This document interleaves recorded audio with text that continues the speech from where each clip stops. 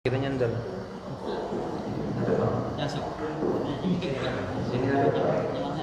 Iya Pak. Astaghfirullahaladzim li wa liwalidayya wa li ashabi huquqil wajibati alayya wa li jami'il muslimin wal muslimat wal mu'minin wal mu'minat الأحياء منهم والأموات أستغفر الله العظيم لي ولوالدي ولأصحاب العقوق الواجبة علي ولجميع المسلمين والمسلمات والمؤمنين والمؤمنات الأحياء منهم والأموات أستغفر الله العظيم لي ولوالدي ولأصحاب العقوق الواجبة علي ولجميع المسلمين والمسلمات والمؤمنين والمؤمنات الأحياء منهم والأموات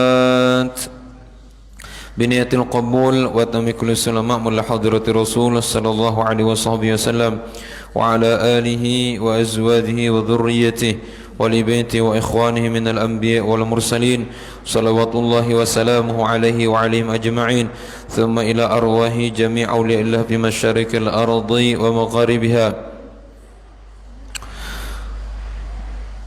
وإلى أرواح جميع مشايخنا أن الله يتغشاهم بالرحمة والمغفرة وأن الله يعيد علينا من بركاتهم وأنوارهم وعلومهم وفهومهم وخصوصياتهم وكراماتهم وأسرارهم ونفحاتهم وتأثيرهم وقبولهم في الدين والدنيا والآخرة على هذه النية وعلى ما نوى سلفنا الصالح وإلى حضرة النبي الفاتحة. أعوذ بالله من الشيطان الرجيم. بسم الله الرحمن الرحيم. الحمد لله رب العالمين الرحمن الرحيم مالك يوم الدين إياك نعبد وإياك نستعين اهدنا الصراط المستقيم صراط الذين أنعمت عليهم غير المغضوب عليهم ولا الضالين آمين. بسم الله الرحمن الرحيم. السلام عليكم ورحمة الله وبركاته. الحمد لله والصلاة والسلام على رسول الله سيدنا محمد بن عبد الله وعلى آله وصحبه ومن والاه. اللهم صل وسلم وبارك على سيدنا محمد الفاتح لما أغلق والخاتم لما سبق ناصر الحق بالحق والهادي إلى صراطك المستقيم صلى الله عليه وعلى آله وصحبه حق قدره ومقداره العظيم. أما بعد سبحانك لا علم لنا إلا ما علمتنا إنك أنت العليم الحكيم ولا حول ولا قوة إلا بالله العلي العظيم. رب اشرح لي صدري ويسر لي أمري واحلل عقدة من لساني يفقه قولي. اللهم أخرجنا من ظلمات الوهم وأكرمنا بنور الفهم وافتح لنا أبواب العلم وزينا بالأخلاق الحسنة والحلم وارزقنا يا الله جميعا الاستقامة والإخلاص وحسن الخاتمة. اللهم اهدنا واهد بنا واجعلنا سببا لمن اهتدى بحق سيدنا محمد صلى الله عليه وسلم يا أرحم الراحمين ويا أكرم الأكرمين آمين آمين يا رب العالمين. قال المؤلف رحمه الله تعالى ونفعنا الله به وبعلومه وعلومكم وعلوم سائر الصالحين في الدارين آمين.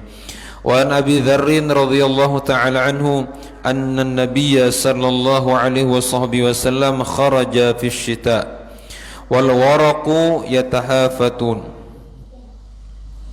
فأخذ بغصن من شجرة قال فجعل ذلك الورق يتهافت فقال يا أبا ذر قلت لبك يا رسول الله قال إن العبد المسلم ليصلي الصلاة يريد بها وجه الله فتهافت عنه ذنوبه كما تهافت هذا الورق عن هذه الشجرة.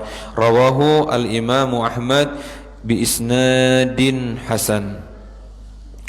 Bapak Ibu hadirin wal hadirat jamaah salat maghrib dan isya yang dirahmati, yang dimuliakan, yang dicintai, dipilih oleh Allah Subhanahu wa taala. Bersyukur kepada Allah atas segala nikmat, terutama nikmat kita masih diberikan kesempatan hidup oleh Allah Subhanahu wa taala.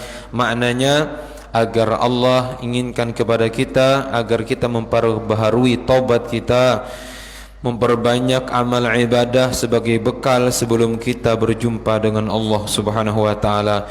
Berdoa kita mudah-mudahan umur yang diberikan oleh Allah, sisa umur yang diberikan oleh Allah bisa kita gunakan untuk taat kepada Allah Subhanahu wa taala, berjalan di atas syariat Nabi kita Sayyidina Muhammad sallallahu alaihi wasallam. Dan moga diistiqomahkan kita, berharap meninggal dunia dalam keadaan husnul khatimah. Amin amin ya rabbal alamin. Kemudian salawat serta salam teruntuk Nabi kita, junjungan kita yang menunjukkan kita jalan hidayah, Sayyidina Muhammad sallallahu alaihi wasallam beserta keluarga, sahabat, pengikut pencinta beliau hingga akhir zaman. Mudah-mudahan dengan berkat Sayyidina Muhammad Allah panjangkan umur kita dalam keadaan sehat walafiat, dijadikan umur kita barakah. Moga dengan berkat Sayyidina Muhammad anak keturunan kita dijadikan anak keturunan yang saleh dan salihah, lahir dari zuriat kita, anak cucu kita orang yang taat kepada Allah Subhanahu wa taala. Moga dijadikan keluarga kita sakinah, mawaddah, warahmah, ditunaikan hajat kita, dikabulkan hajat kita, diterima amal ibadah. Dan moga Allah berikan kita kekuatan iman, kemanisan dalam beribadah, dimudahkan segala urusan, diluaskan kubur kita, moga kita masuk surga semuanya bighairi hisab, dikumpulkan kita seperti ini di dalam surga bersama kedua orang tua kita, guru-guru kita yang banyak mengajarkan kebaikan kepada kita. Amin amin amin ya rabbal alamin. Baik, kita baca doa dahulu, mudah-mudahan apa yang kita inginkan, kita hajatkan dikabulkan oleh Allah. Bismillahirrahmanirrahim. Ini bukunya nada, makanya lemah suaranya. Karena minggu dulu diberikan kertasnya ya. Jangan dibuang kertasnya ya. Ingat bawa kah? Oh, ini ingat ya. Baik. Makanya suaranya halus nih. Baik, kita ulangi lagi ya. Bismillahirrahmanirrahim. Allahumma anta khalaqtani wa anta tahdini wa anta tut'imuni wa anta tasqini wa anta tumituni wa anta tuhyini wa anta ala kulli syai'in qadir. Allahumma inni as'aluka min khairihi wa khairi ma huwa lahu wa a'udzu bika min syarrihi wa syarri ma huwa lahu. Bismillahi tawakkaltu ala Allah wa la hawla wa la quwwata illa billahil aliyyil azim. Bismillahi majriha wa mursaha inna rabbi laghafurur rahim. Subhanalladzi sakhkhara lana hadha wa ma kunna lahu mukrinin wa inna ila rabbina lamunqalibun.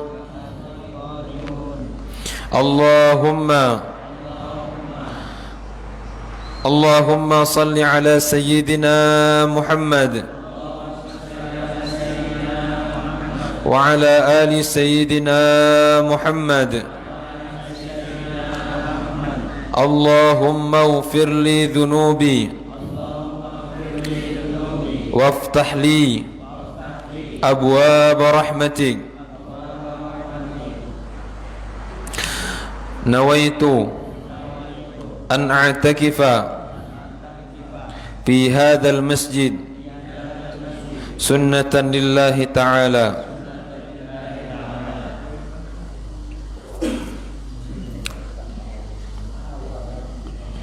Belum hafal lagi ya, insyaallah. Kalau enggak mungkin ya, karena hafal makanya nemawa luar pala ada hafalannya.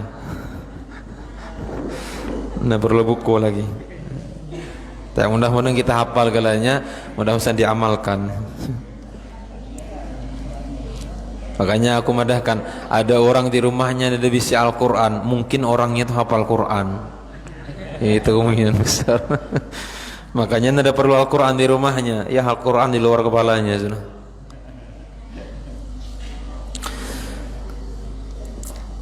Baik, kita bacakan satu hadis lagi sebelum kita masuk ke buku kita ini. Dari An Abi Dzar radhiyallahu taala anhu, daripada Sayyidina Abi Dzar radhiyallahu taala anhu, anna Nabiy sallallahu alaihi wasallam kharaja fi syita. Kata beliau, Nabi satu saat keluar di musim dingin ya. Jadi syita itu musim dingin. Nah di Arab ada dua musim. Kalau di tempat kita tidak ada musim hujan nih. Musim nada pitis. Kalau di Arab ada dua musim apa namanya? Mereka tidak ada musim hujan. Yang ada bagi mereka musim dingin dengan musim panas ya. Musim dingin disebut dengan asy-syita, musim panas disebut dengan as-saif. Li'ila fi Quraisy ilafihim rihlat asy-syita was-saif ya. Li'ila fi kebiasaan orang Quraisy, ilafihim rihlat asy-syita was-saif. Kebiasaan mereka itu rihlah, mengadakan perjalanan di musim syita was-saif, di musim dingin dan di musim panas ya. Memang orang Quraisy, orang Arab itu, makanya di seluruh dunia ini ada orang Arab. Di dunia ini ada orang, di Indonesia ada orang Arab, di Banjar ada kampung orang Arab, di mana-mana menyebar orang Arab. Memang kebiasaan mereka itu suka rihlah, suka mengembara ya.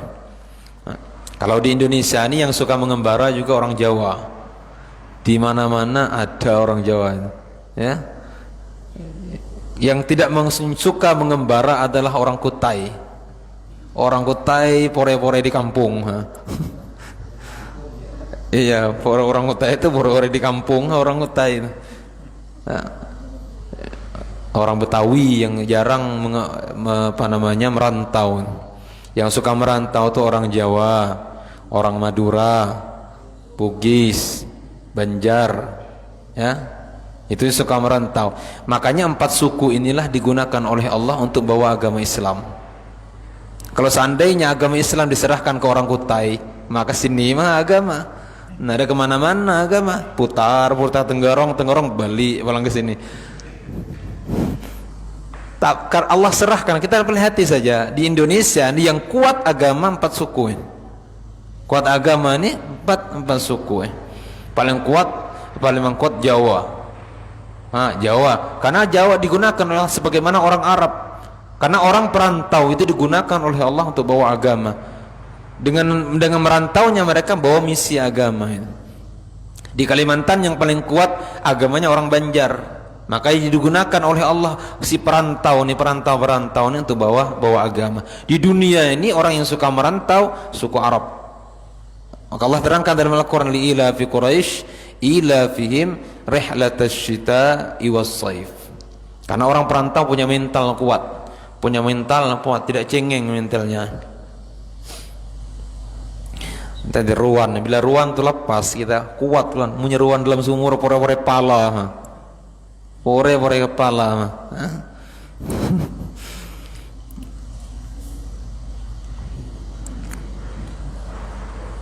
Mudah-mudahan orang, maka jarang kita kan di mana, coba orang Banjar itu kita di Malaysia, waktu aku tinggal di Malaysia ada satu kampung orang Banjar, bahasanya bahasa Banjar di Perak sekampungan orang Banjar, sekampungan bahasanya bahasa Banjar.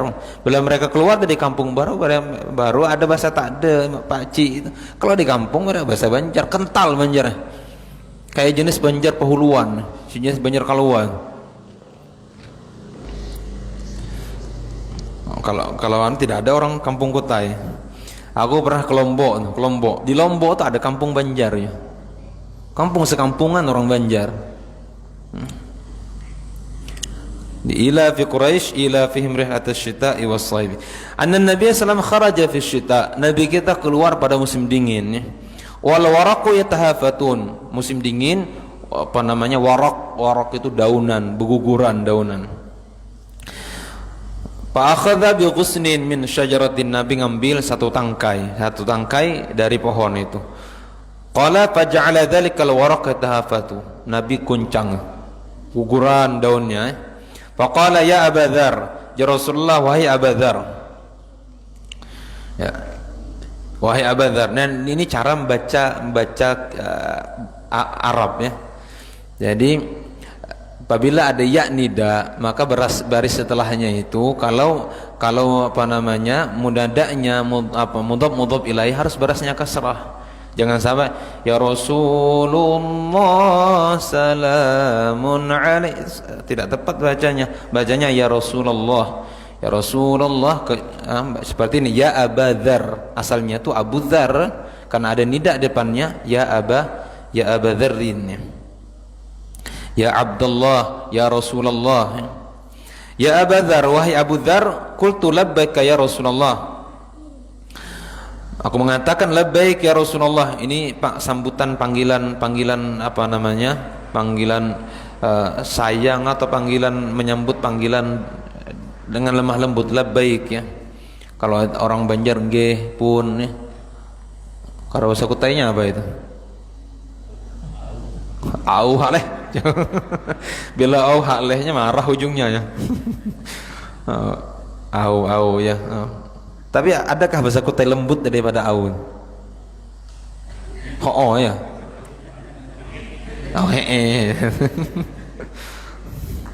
Kalau Banjar kan ada, kalau Banjar itu kan iih itu kan agak kasar sedikit, lembutnya lagi nggih. Kalau apa namanya? Nggih kan, lembut lagi. Jawa pun ada lembutnya itu. Ya, ada tingkatannya. Nggih juga kan orang njeh orang Jawa. Ya.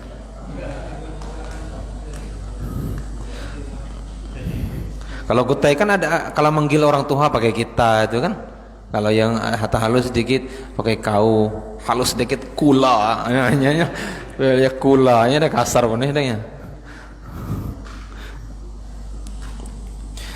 Labbaika ya Rasulullah ya. Qala innal 'abdal muslim la yusalli salata yuridu biha wajhallah. Sesungguhnya seorang hamba yang muslim sungguh ia salat dan ia tidak inginkan dalam salatnya itu kecuali ridha Allah Subhanahu wa taala.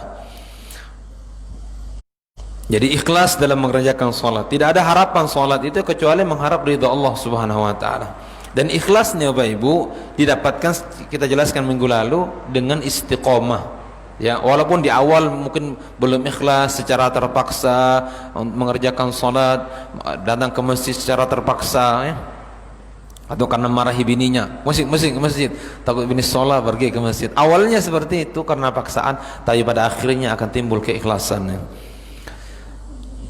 Jadi seorang hamba, seorang muslim yang hadir melaksanakan sholat dengan ikhlas, jar Nabi kita fatahafatu anhu dzunubuhu, maka akan berguguranlah dosanya kama yatahafatu hadzal waraqu an hadhihi syajarah, sebagaimana bergugurannya jar Rasulullah daun-daun daripada pohon ini.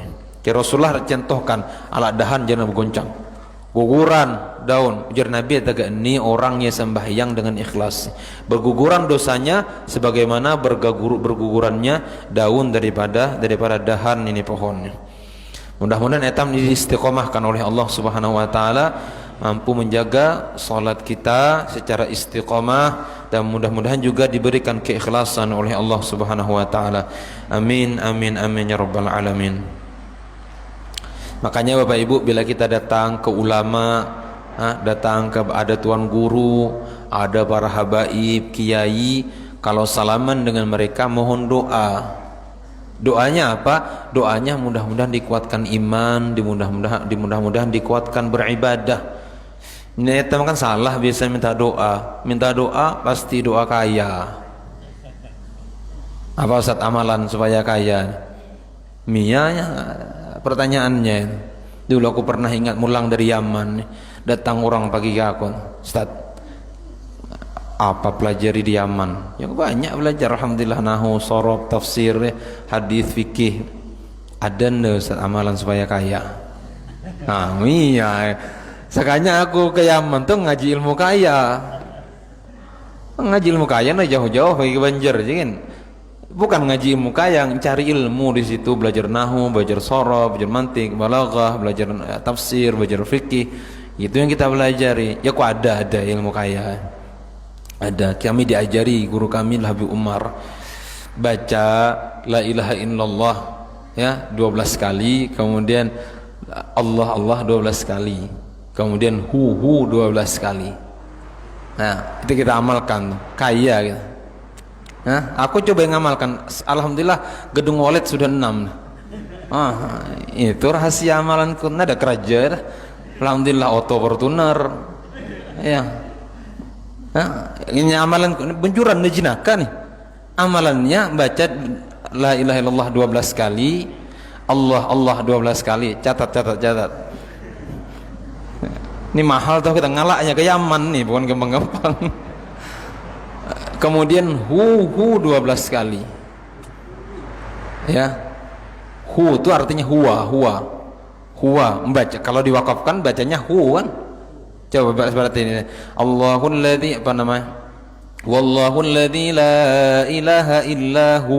Kalau wakaf kan, kalau kita lanjutkan wallahul ladzi la ilaha illahu malikul quddus.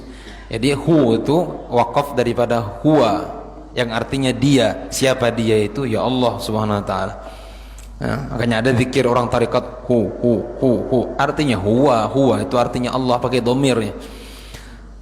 Jadi la ilaha illallah 12 kali, Allah Allah 12 kali, hu 12 kali. Ujar orangnya nanya aku, bila mecanya Ustaz? Bila mecanya habis sembahyang. Habis sembahyang.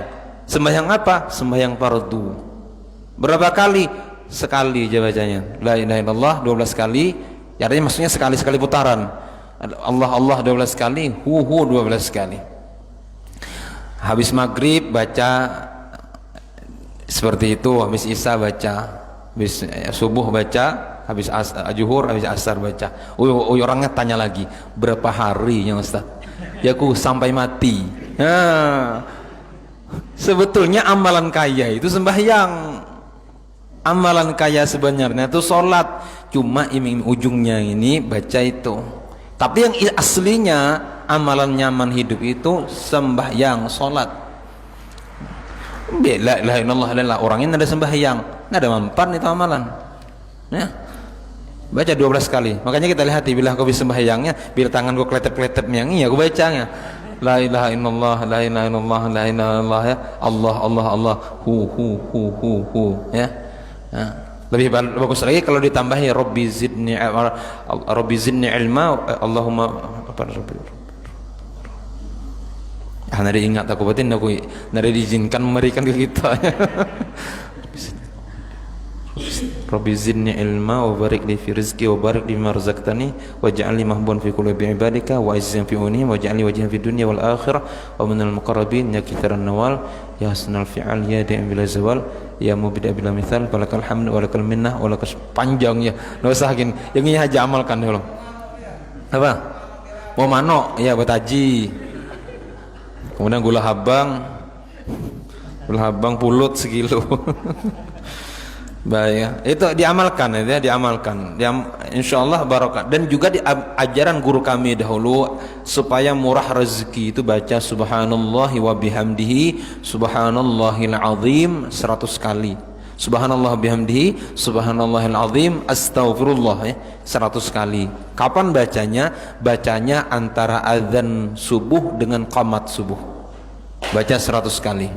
Amalkan hak kitanya. Amalkan hak. Hendak lagi ya, Takut kita tidak amalkan kita. Kita amalkan.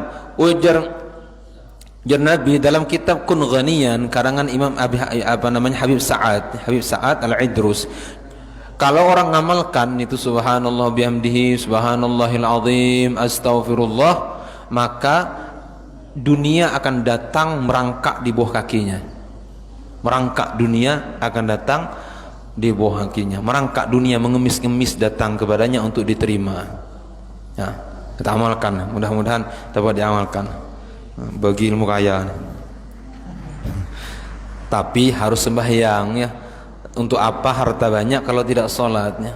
Ujar uji dahulu, walaupun hidup 1000 tahun kalau tak sembahyang apa gunanya? Walaupun harta 1 miliar kalau tak sembahyang tiada gunanya. Untuk apa kita hidup untuk kaya kalau tidak sholat ya? Karena harta tidak akan kita bawa di dalam kubur kita. Sholat akan menemani kita nanti di dalam kubur kita. Orang banyak tanya apa amalannya Ustaz?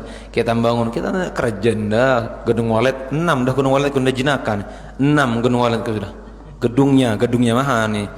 Gedungnya 6. Doakan mudah-mudahan sukses segalanya. Amin amin robbal alamin. Korupsi ya tadi amalannya anda tahu-tahu datang orang ngancungi bitis ya orang terimakan Ustaz ya karena kita paksa aku terima. Baik, muqaddimah ya ini buku kunci ibadah kuulangi karena dahulu kita pernah belajar deket tapi nada terhenti ya. Kuulangi dahulu muqaddimah beliau pembukaan. Dengan nama Allah Subhanahu wa taala yang Maha Pengasih lagi Maha Penyayang. Segala puji bagi Allah Tuhan semesta alam. Salawat dan salam. Ini kalimat segala puji ini.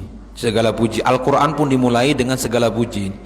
Alhamdulillahi rabbil alamin.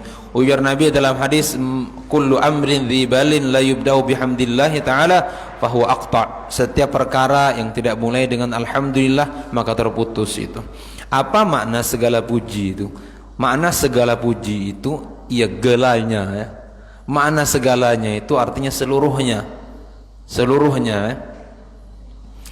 Ya, misalnya aku contohkan ya, ini kitab ujaku seluruh kitab aku hilangkan dari meja. Ya, berarti tidak ada kitab di meja. Karena seluruh kitab aku hilangkan dari meja. Nah, begitu juga segala puji milik Allah. Segala puji.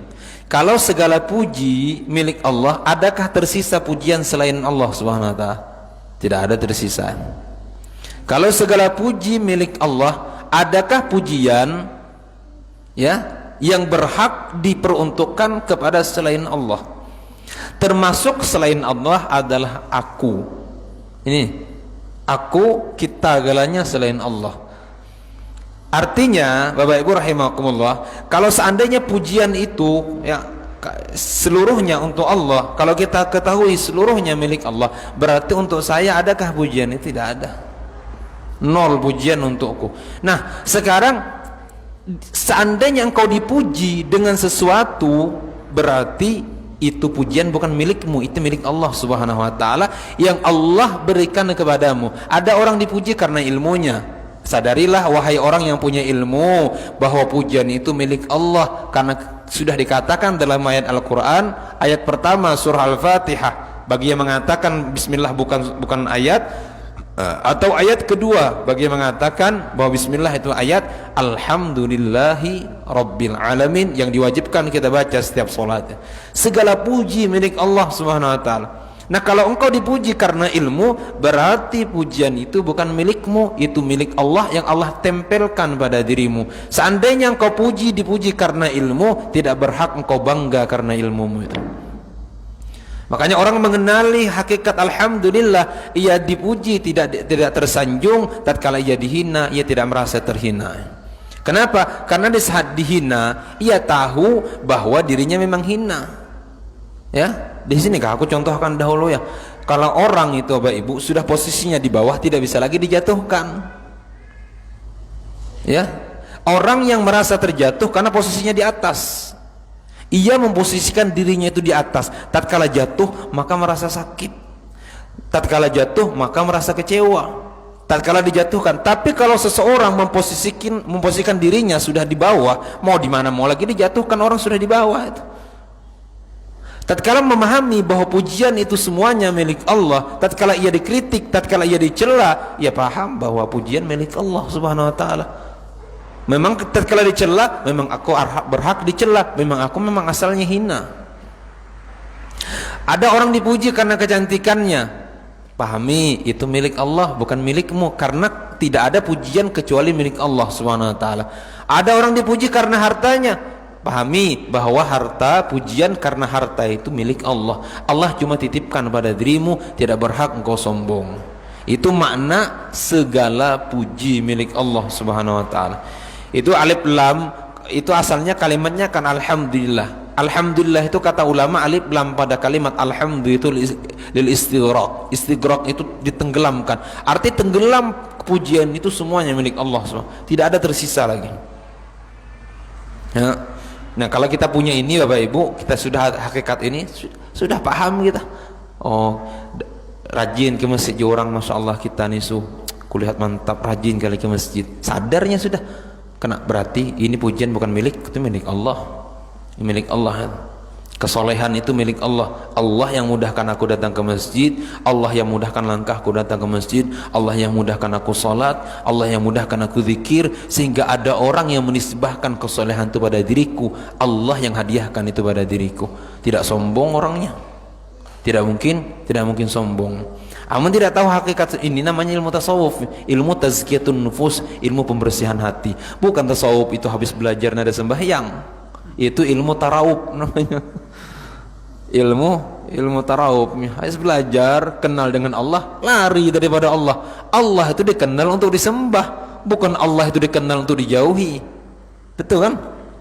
Allah itu, orang kenal bupati, apakah setelah kenal bupati ya lari dari bupati? Ia akan dekat dengan bupati karena tahu ini bupati orang tinggi jabatannya, orang banyak hartanya, ia akan dekat semakin dekat. Ada orang aneh kenal dengan Allah, katanya sudah sampai kepada Allah, lari daripada Allah Subhanahu wa taala.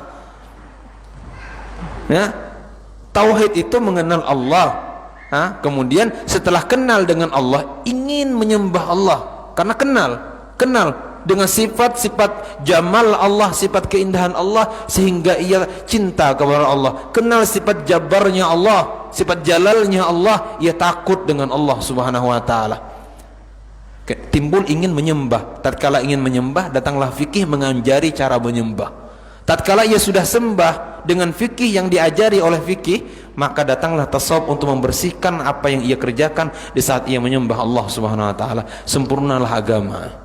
Itu ujar Nabi, atakum Jibril yu'allimakum dinakum, mengajarkan tauhid, mengajarkan fikih, dan mengajarkan tasawuf. Jadi jangan takut kita belajar tasawuf. Tasawuf itu membersihkan hati, ya, bukan membersihkan ibadah sehingga bersih. Kalau ibadah, sembahyang nada lagi, zikir nada lagi, puasa nada lagi, zakat nada lagi, bersih kalanya, bersih dan akar-akarnya cabutnya, ya. Ada orang hitam di pelajaran tegaknya, ilmu kemulangan, mulang selalu, ntar balik lagi ke masjid. Ilmu kemulangan.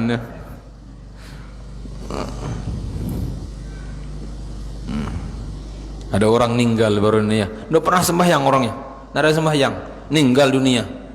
Kemudian pidato pembawa sebelum menyemayangkan jenazah. Bapak Ibu rahimakumullah, kita lihat beliau nih, ya. Beliau ini meninggal dunia husnul khatimah. Ciri-ciri husnul khatimah itu yang menyembahyangkannya lebih daripada 40 orang. Pejabat itu menyembahyangkannya Bapak Ibu ribuan orang, karena dia pejabat. Tidak ada jaminan bahwa orang menyembahyangkan 40 orang itu husnul khatimah. Orang tidak tahu sembahyang. Kenapa kita bilang seperti itu? Takutnya nantinya orang banyak nada sembahyang gara-gara melihat, oh, husnul khatimah, beliau sembahyang aja indah, alhamdulillah husnul khatimah. Nah, bukan itu, tidak ada ciri meninggal. Jangankan orang Bapak Ibu, bukan ada jaminan. Orang meninggal nyata-nyata dalam peperangan itu belum jaminan surga lagi itu. belum jaminan surga. Nyata dalam peperangan, meninggalnya dalam peperangan, meninggal syahid di jalan Allah dalam zahirnya, belum tentu lagi ahli surga. Apalagi meninggal dikit pas balak 6 langsung ciok, sedangkan nyawernya muatnya langsung melentak. Naudzubillah. Mudah-mudahan meninggal husnul khatimah. Mudah-mudahan kita meninggal husnul khatimah. Meninggal haratan sembahyang kita sembahyang jemaah meninggal dunia, masya Allah. Alangkah indahnya hidupnya. Ya, walaupun hidup 1000 tahun, meninggal dunia haratan sembahyang, ikhlas sembahyangnya, masya Allah. Allah tidak lupakan semuanya ini. Li'annal a'mal bi khawatimiha, sesungguhnya amal itu Allah pandang akhirnya.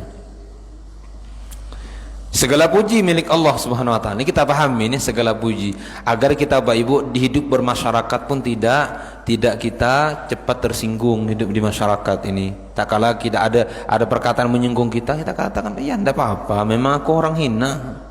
Pujian itu hanya milik Allah Subhanahu wa taala. Apalagi baru orang nyampaikan ke etam carangan mah, jangan pakai carangannya.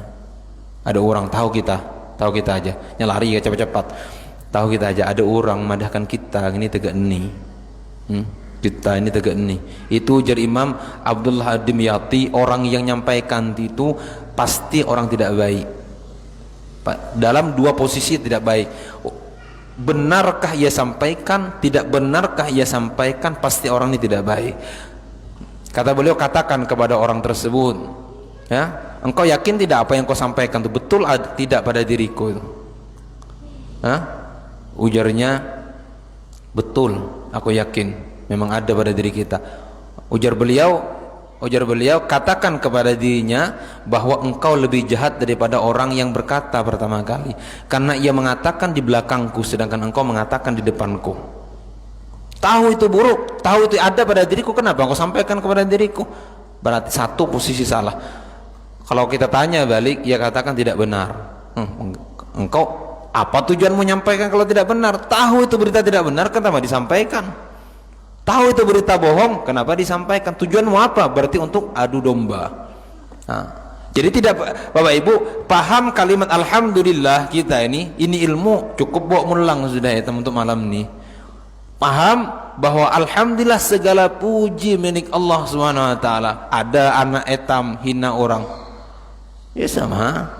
Enggak apa-apa, karena pujian hanya milik Allah Subhanahu wa taala, bukan milik anakku. Ya, bukan milik anakku. Pujian milik Allah Subhanahu wa taala.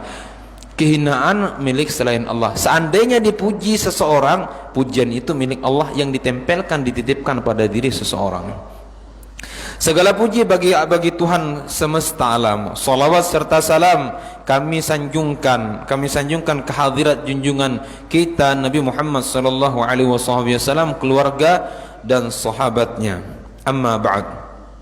Ini tidak aku bahas panjang lebar mana-mananya. Adapun amma ba'd itu yang pertama kali mengatakan dalam riwayat Sayyidina Daud alaihi salam. Amma ba'd. Sekarang ini tahun berapa nih? 1951 ya. Jar beliau pada tahun 1951 nih. Beliau ini ulama itu begitu Bapak Ibu, risau melihat keadaan masyarakat ini. Ya. Allah berikan karena al ulama warathatul anbiya, ulama itu pewaris para nabi, maka Allah berikan hati mirip-mirip kayak nabi. Risau Nabi dahulu seperti itu, melihat Nabi kita Sayyidina Muhammad di Mekah, orang tawaf telanjang. Di Ka'bah itu dikelilingi tawaf telanjang. Di sekitar Ka'bah mereka dirikan di situ berhala, kurang lebih jumlahnya 360 berhala untuk disembah oleh mereka, tawaf secara telanjang.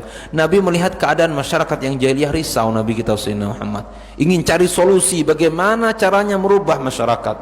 Bagaimana masyarakat yang jahiliyah diterangi oleh nur hidayah Allah Subhanahu wa taala. Pikir Nabi kita Sayyidina Muhammad sampai Nabi naik ke Gua Hira. Pada akhirnya turunlah wahyu daripada Allah Subhanahu wa taala. Nah, beliau juga risau nih. Jar beliau sekarang ini adalah zaman pembangunan kemajuan di berbagai bidang. Padahal 51 HP pun nada waktunya. Seandainya beliau di zaman etam, apakah disebut beliau? Di zaman itu tidak ada teknologi canggih. Mungkin di saat 1951 di Kota Bangun belum ada oto mungkin. Mungkin sepeda motor pun orang-orang tertentu yang punya. Tahun 1951. Ya, orang banyak pakai sepeda. Mungkin waktu itu masih bola orang. Ketinting belum ada.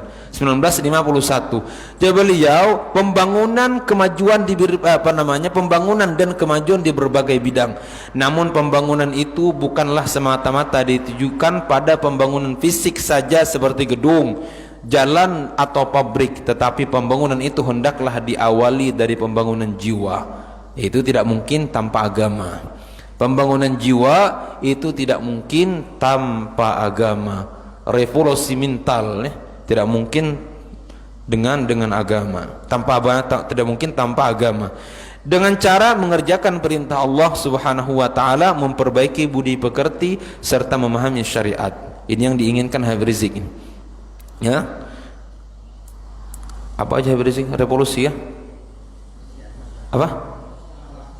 Revolusi akhlak. Akhlak bahasa Arabnya, bahasa etamnya budi pekerti ya. Karena nyaremaha bangun ini bangun itu, tim ini tim itu, kalau akhlak dari dalam tidak ada, tidak mungkin ya. Kalau akhlak tidak ada, agama tidak ada, penegak hukumlah yang nantinya akan mempermainkan hukum. Ya, penegak hukum yang akan mempermainkan hukum. Orang yang tahu hukum akan mempermainkan hukum ini kalau agama tidak ada di hati. Tapi kalau ada di hati, Bapak Ibu rahimakumullah, maka tidak ada yang berani mengotak-atik syariat Allah Subhanahu wa taala. Ini yang penting, lebih penting kata beliau, memperhatikan pembangunan yang diawali dari pembangunan jiwa dengan cara mengerjakan perintah Allah Subhanahu wa taala. Jadi ajak orang sebanyak-banyaknya taat kepada Allah Subhanahu wa taala, terutama salat berjemaah ini. Kita masyarakatkan salat berjemaah ini. Bawai di sana, bawai keluarga untuk ngisi langgar etam. Mudah-mudahan penuh suatu saat ya. Mudah-mudahan penuh ya. Suatu saat ini nada lagi orang bini nada kau lagi sembahyang. Kenapa? Langgarnya nemuat. Ya, langgarnya nemuat. Ini langgar terasa pore rasanya. Kenapa? Orangnya deket. Ya. Kalau ini sekitar sini aja sembahyang, nada muat langgar etam nih. Tebak saya etam molas robong itu supaya sembahyangan. Mudahan bilakah ya langgar etam ini penuh. Tapi insyaallah kalau etam istiqomah ya lagi dan lagi ingatkan kepada masyarakat, satu saat Allah akan bukakan hati mereka. Karena hidayah di tangan Allah Subhanahu wa taala. Ajak orang sebanyak-banyaknya taat kepada Allah Subhanahu wa taala. Memperbaiki budi pekerti serta memahami syariat Islam. Dengan cara apa tuh? Syariat Islam mempelajari ilmu fikih ya, karena ajaran syariat itu melalui ilmu fikih. Dari permasalahan tersebut, dengan hidayah Allah Subhanahu wa taala terbukalah hati kami untuk menyusun sebuah buku kecil yang kami beri nama Kunci Ibadah. Berisi tentang rukun iman, rukun Islam bermadhab Syafi'i ya. Rukun Islam, arti rukun Islam ini membahas fikih, karena fikih itu membahas rukun Islam yang madhabnya madhab Syafi'i ya. Bukan ajaran Imam Syafi'i, madhabnya. Cara pemahaman Imam Asy-Syafi'i yang beliau ambil daripada Al-Quran, daripada hadis nabawinya. Jadi mereka ambil bukan dari Imam Syafi'i itu.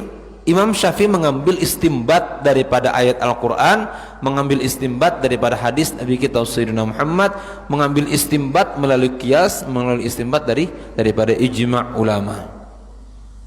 Jangan katakan dalam mazhab Syafi'i tidak ada dalil. Dulu pernah aku diskusi dengan orang yang bermadhab, katanya bermadhab Al-Quran dan hadis. Ia tidak mau bermadhab Imam Syafi'i. Ia tidak paham bahwa mazhab Imam Syafi'i itu Quran hadis. Ya, mereka pahami Imam Syafi'i yang pertama kali menyusun kitab Ar-Risalah. Risalah yang isinya di dalamnya itu menyusun bukan qawaidul fikih, usul fikih ya. Usul fikih, yang dengan usul fikih ini kita bisa mengambil istimbat cara ngalak hukum dalam Al-Quran dan cara mengambil hukum daripada hadis Nabi kita Sayyidina Muhammad sallallahu alaihi wasallam. Ya, tidak mau bermadhab, katanya Imam Syafi'i itu juga manusia, bisa salah. Jadi siapa yang ada salah? Yang ada salah Nabi. Ya oke, sekarang bagaimana bermadhab langsung ke Nabi? Jadi siapa nanti memahaminya? Memahaminya aku. Oh, kalau engkau dibanding Imam Syafi'i, banyak salahmu daripada Imam Syafi'i. Ya, Imam Syafi'i ilmu sekelas Imam An-Nawawi saja, madhabnya Imam Syafi'i. Ulama besar, ya. Karangannya kitab yang luar biasa banyaknya. Madhabnya tetap madhab Imam Syafi'i. Itu bukan Imam Syafi'i, cuma pemahaman. Imam Syafi'i ini punya hukum. Ia lihat Al-Quran hadis, kemudian dia ambil hukum dari Al-Quran hadis. Nah, hukum itu dikumpulkanlah, dinamailah cara pikir itu dinamai dengan madhab Imam Asy-Syafi'i. Kalau eta Bapak Ibu bermadhab sorangan langsung ke Quran, mana kita bisa memahami Al-Quran itu langsung? Mana kita bisa memahami hadis itu langsung? Tidak bisa. Eta madhab Syafi'i ini sudah masak, tinggal makan. Tidak perlu, ibarat bahasa kalau mau bakwan, tidak perlu beli sayur dahulu, kemudian beli gandum, beli langa, beli sogon, kemudian beli penyogor, ya. Bukan internet, tidak paham penyogornya. Ya, beli penyogor, kemudian beli sambalnya, ngulak lagi, tatai lagi, kan lohainya. Teman bakwannya sudah siap, songam langsung. Ini bakwan aja, tidak ada gandumnya. Di dalamnya tuh gandum, kau mana tahu? Di dalamnya tuh gandum, cuma sudah jadi. Madhab Syafi'i yang ada di kita ini sudah jadi, ya Bapak Ibu rahimah, sudah jadi. Kalau kita ingin melihat yang ada dalilnya, kita kembali kepada kitab-kitab terdahulu. Ulama kita sekarang sudah paham, umat ini pemalas dalam membaca. Kalau kita sodorkan kitab seperti Bulughul Maram untuk keluarkan di situ istimbat daripada hadis hukum-hukum dalam hadis ahkam ini, banyak orang yang malas, maka langsung hukum. Dalilnya sudah masuk di dalam hukum yang disebutkan oleh ulama kita.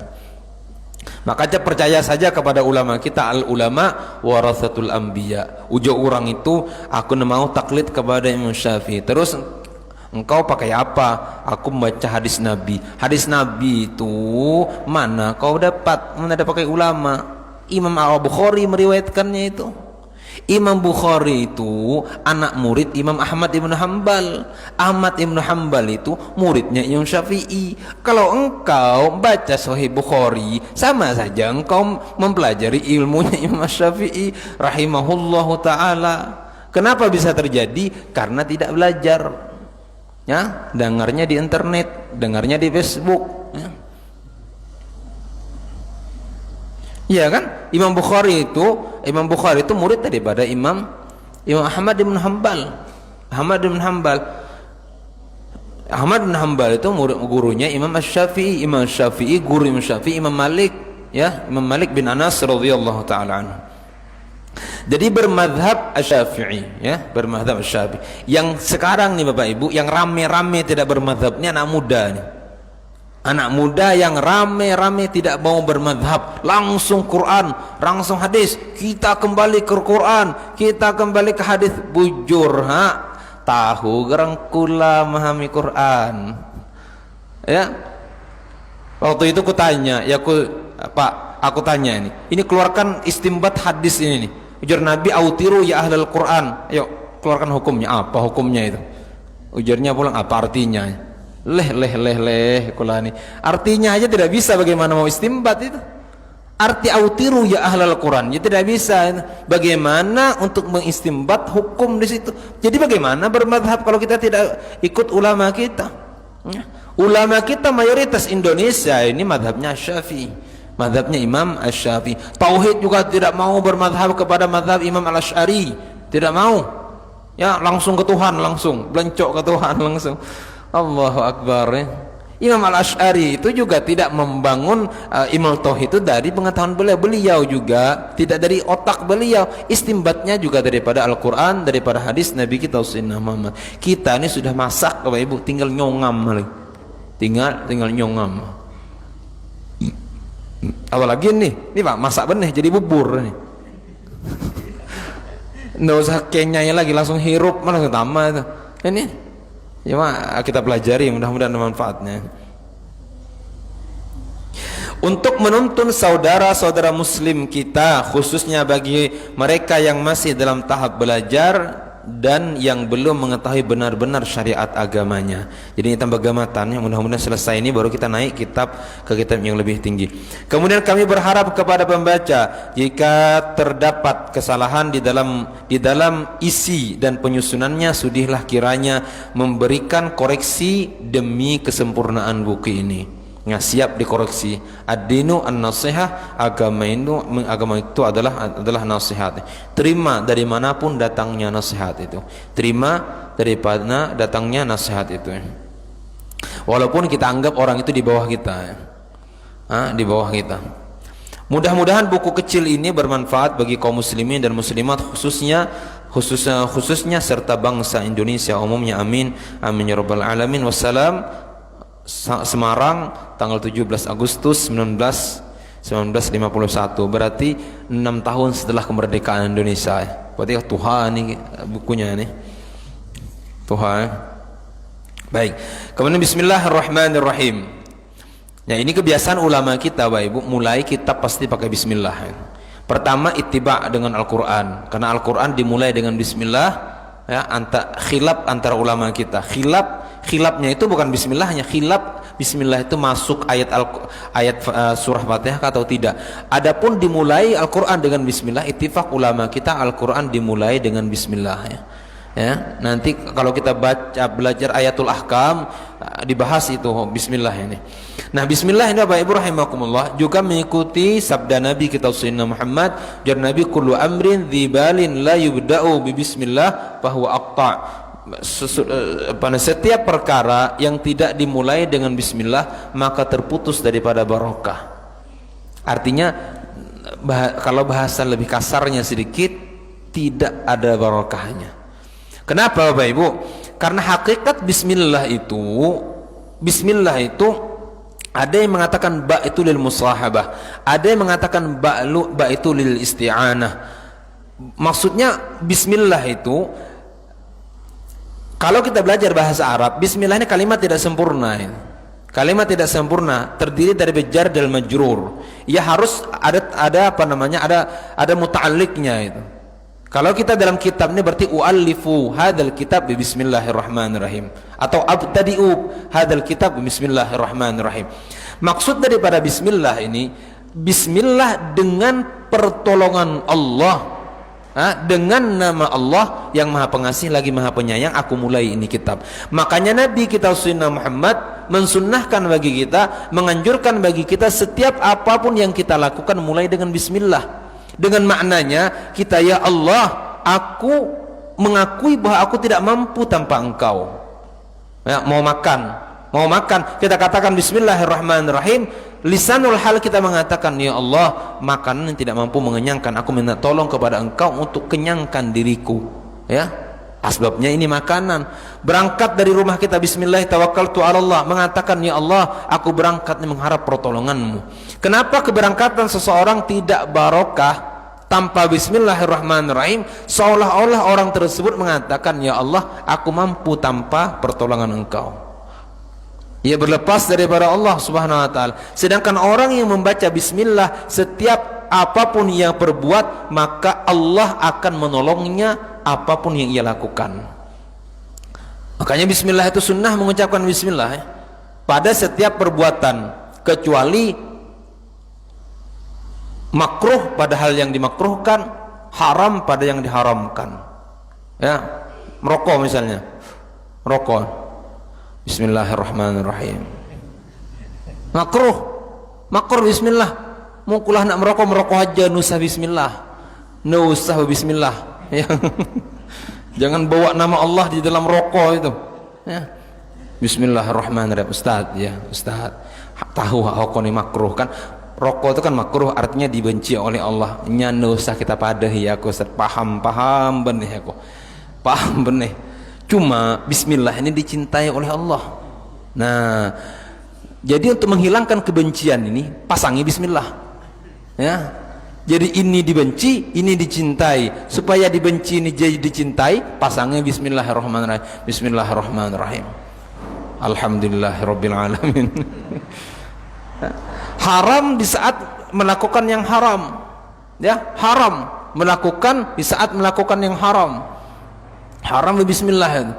Nah, ada sandal orang bagi wudu, itu haram kan pakai sandal orang tanpa izin. Bismillahirrahmanirrahim beliau pakai wudu, haram. Curi wallet orang bukanya pakai bismillah supaya barokah, ya supaya barokah, ya. Haram hukumnya, istihza namanya, itu menghinakan nama Allah Subhanahu wa taala. Nah, kalau yang hal-hal yang mubah, Bapak Ibu rahimakumullah, hal-hal yang biasa kita lakukan bismillahirrahmanirrahim, kita baca bismillahirrahmanirrahim, maka Allah akan barokahi. Karena di saat itu kita memohon pertolongan Allah. Nah, sebagai benar beliau mulai dengan bismillahirrahmanirrahim. Ya, artinya bahasa u'allifu hadzal kitab bi bismillahirrahmanirrahim. Aku tulis kitab ini dengan pertolonganmu ya Allah yang Maha Pengasih lagi Maha Penyayang. Makanya kita biasanya buka acara MC-nya susunan acara. Pertama pembukaan, yang kedua pembacaan kalam ilahi, yang ketiga sambutan. Nah, bila sambutannya siap-siap penceramah paling uncitnya.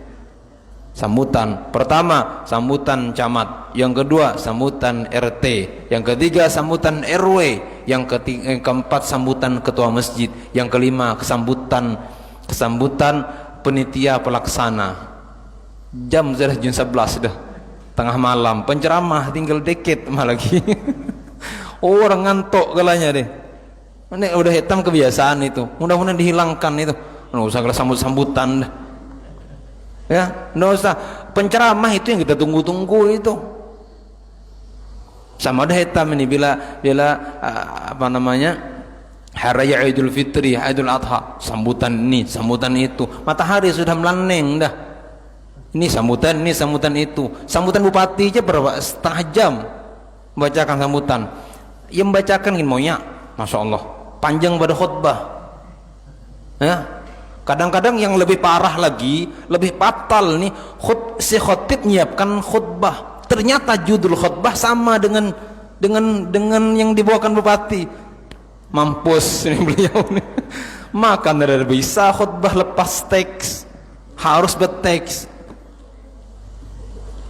Bupati khutbah berdulu gimana ya? Cukup saja bupati sudah aku ucapkan aku sebagai pemimpin Kabupaten Kurtai Kartanegara, aku ucapkan minal aidin wal faizin, mohon maaf lahir dan batin, minta ikhlas, minta ridho kalau seandainya aku salah dalam salah memimpin. Wassalamualaikum warahmatullahi wabarakatuh. Cukup sudah, nggak usah ceramah, karena ceramah ada sudah bagiannya. Ceramah sama aja ceramah penitia dikit, hikmah peringatan Maulid. Jadi yang penceramah habisan modal sudah. Ceramah arak kemulang dah nih. Ada yang lebih antik lagi, aku pernah ceramah kita. Ini lebih antik nih.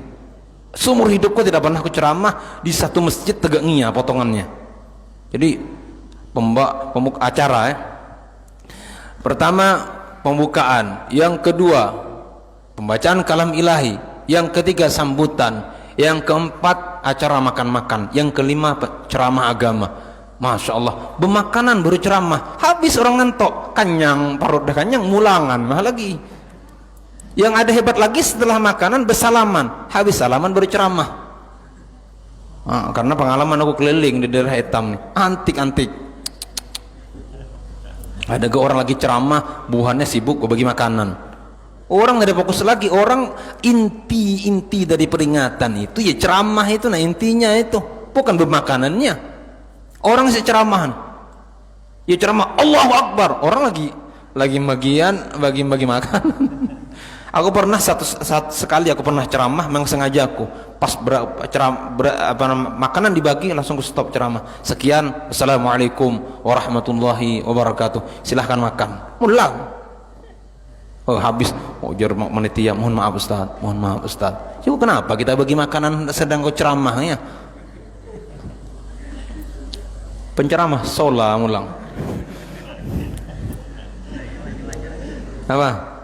Iya peringatan, memang sekali-kali harus jerai ya, karena selalu tegaknya. Jadi bismillahirrahmanirrahim ya, bismillahirrahmanirrahim. Jadi bismillah ini artinya kita minta pertolongan Allah subhanahu wa ta'ala pada setiap apa yang kita lakukan.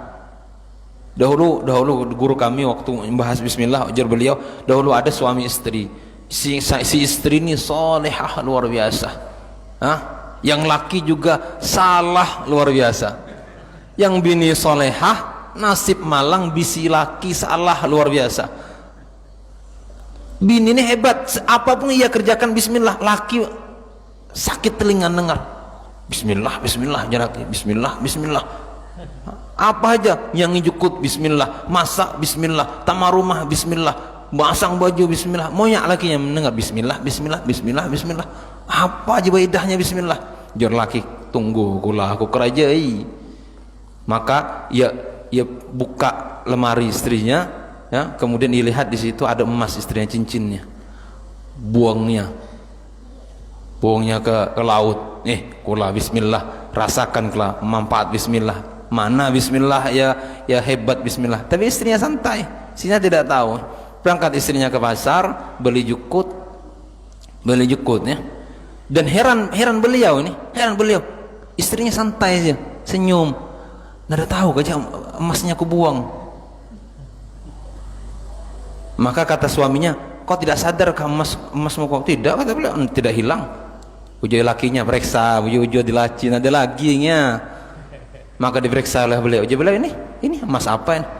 Suaminya kaget itu, dari mana kau dapat emas? Kata beliau, kemarin tuh aku ke pasar, pas aku beli jukut, kebelah jukut, ternyata ada cincinku di dalamnya. Berkat bismillahirrahmanirrahim, rupanya tabakkan ke laut, makan jukut, kebetulan Allah mau tunjukkan kemuliaan bismillah ini. Tangkap orang jukutnya, bawa ke pasar, datangi bini, beli ilah ya bini, siangi anak makanan, ternyata cincinnya dalam. Kemuliaan bismillahirrahmanirrahim. Arwane dahulu, anek demong dulu ya. Beliau ngajari aja beliau, kalau tidur tuh dijaga aja beliau, sebelum tidur tuh baca bismillah 11 kali.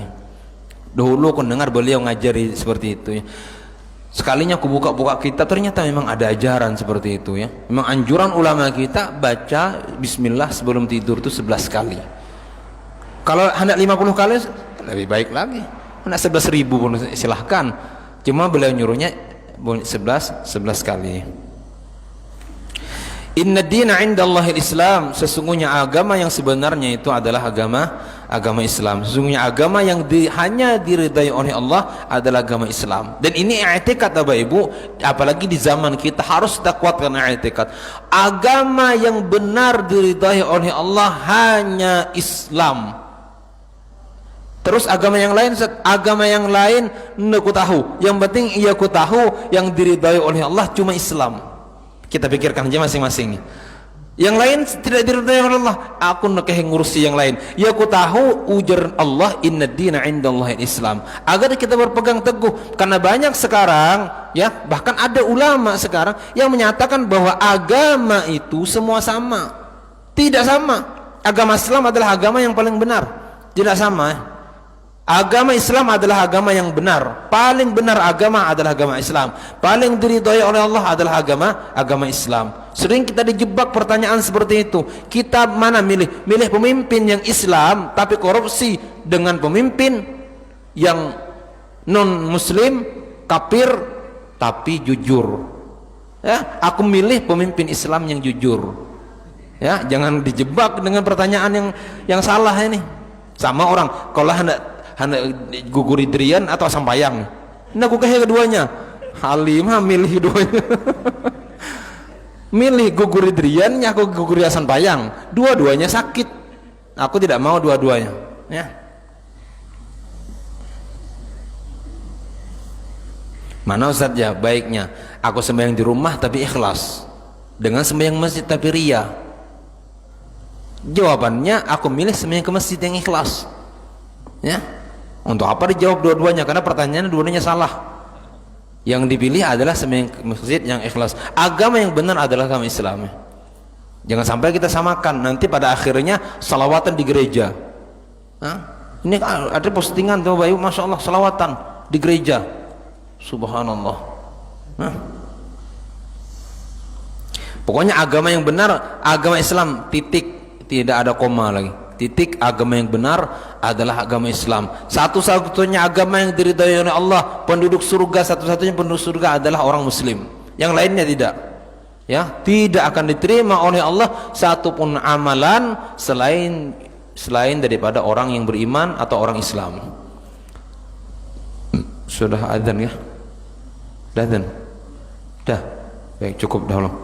Mudah-mudahan sampai di situ dahulu. Mudah-mudahan ada manfaat bagi kita. Nanti kita bahas sedikit demi sedikit masalah tauhid dan agama di dalam Islam kita. Mudah-mudahan kita diistiqomahkan oleh Allah Subhanahu wa taala.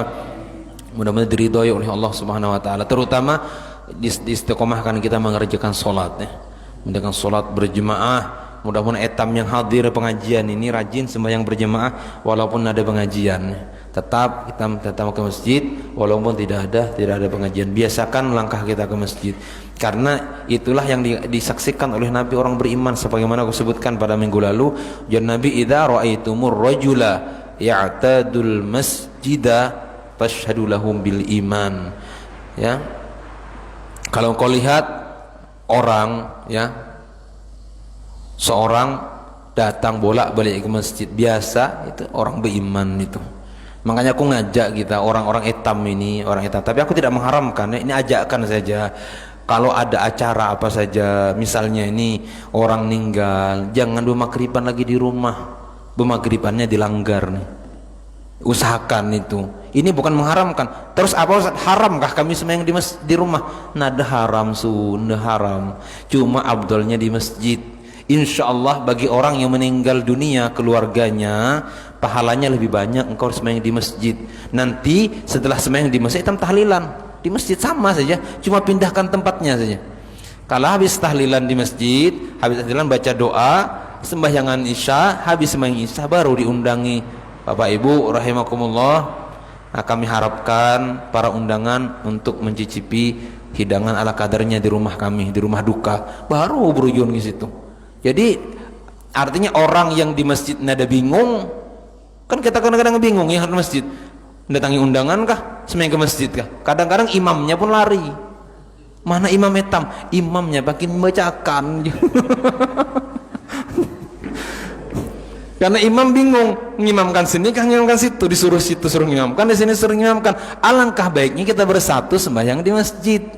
Kan afdal. 27 derajat lebih afdal. Seandainya yang rumah duka ingin kebahagiaan, ingin pahala banyak sampai ke orang tuanya yang meninggal dunianya, alangkah baiknya dikerjakan di masjid. Dan ini Bapak Ibu, aku di daerah Kalua, itu di tempat biniku, aku lihat seperti itu orang mengerjakannya. Ya, jadi mereka sembahyang berjemaah. Jadi undangan di rumah itu undangannya seperti itu. Minta ya malam ini pemaghriban dilanggar. Kita bertahlilan, habisnya sembahyang isya, habis sembahyang isya kami minta ke rumah kami ada makanan sedikit. Kalau habis makanan bubuhannya, habis makanan baru ada khataman Quran bagi yang mau. Bagi yang tidak mau ulangan orang. Bagi yang mau khataman Quran, nanti khataman Quran itu dihadiahkan kepada orang yang meninggal dunia. Nah, kan lebih afdal seperti itu. Nah, kalau kita bilangnya terus etam terapkan kebiasaan etam itu, maka nantinya masjid akan kosong. Ya, rumah-rumah ibadah akan kosong itu.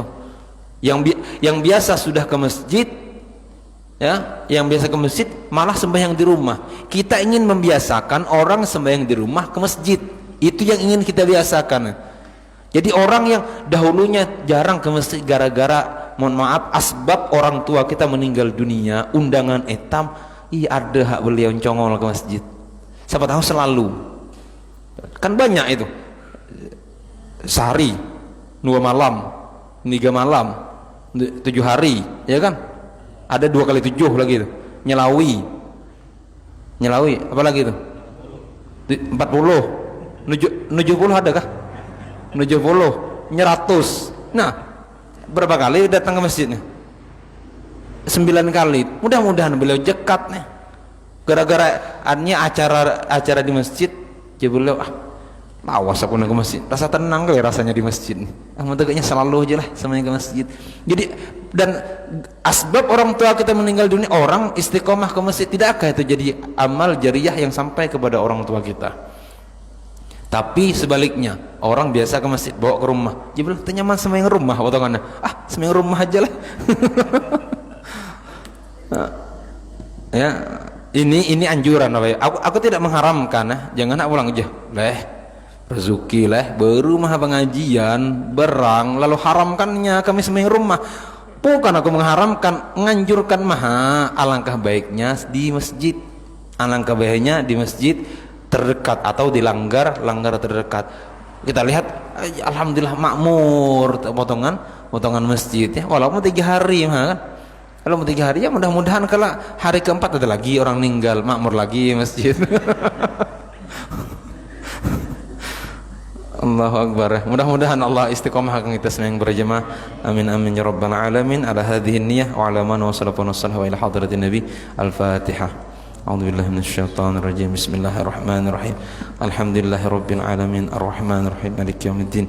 Iyyaka na'budu wa iyyaka nasta'in. Ihdinas siratal mustaqim. Siratal ladzina an'amta 'alaihim ghairil maghdubi 'alaihim waladdallin. Amin. Bismillahirrahmanirrahim. Alhamdulillahirabbil alamin.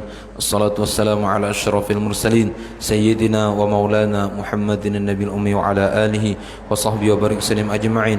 Allahumma ij'al jam'ana hadha jam'an marhuma wa tafarruqana min ba'dihi tafarruqan ma'suma bi jahi sayyidina Muhammad sallallahu alaihi wasallam.